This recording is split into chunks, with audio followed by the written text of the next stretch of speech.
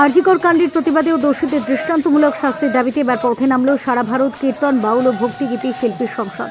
শনিবার ধর্মতলা চলো কর্মসূচির ডাক দিয়েছে এই সংগঠন। রাজ্যের বিভিন্ন জেলা থেকে শিল্পীরা যোগ দিয়েছেন এই মিছিলে। হাওড়া স্টেশন চত্বরে জমায়েত করেন তারা। এখান থেকে শুরু হয় মিছিল। হাওড়া ব্রিজ থেকে পায়ে হেঁটে মিছিল ধর্মতলার গান্ধী মূর্তির পাদদেশে জমায়েত করবে। হাওড়ার পাশাপাশি শিয়ালদহ থেকেও এই মিছিল হবে বলে জানা গিয়েছে। আমরা সারা ভারত কীর্তন বাউল ভক্তিগীতি কল্যাণ শিল্পী সংসদের উদ্যোগে আরজিকর কাণ্ডে যে ঘটনা ঘটেছে তার সুবিচার চাই এবং দোষীদের উপযুক্ত শাস্তি চাই। সেই নিয়ে আজকে সারা ভারত কীর্তন বাউল ভক্তিগীতি শিল্পী সংসদ এই কলকাতার রাজপথে নেবে। চৈতন্য মহাপ্রভুর স্লোগানকে পথকে অনুসরণ করে আজকে আমরা তার প্রতিবাদ জানাচ্ছি কলকাতার রাজপথে। কলকাতা থেকে শিক্ষার সাথে রিপোর্ট ওঙ্কার বাংলা।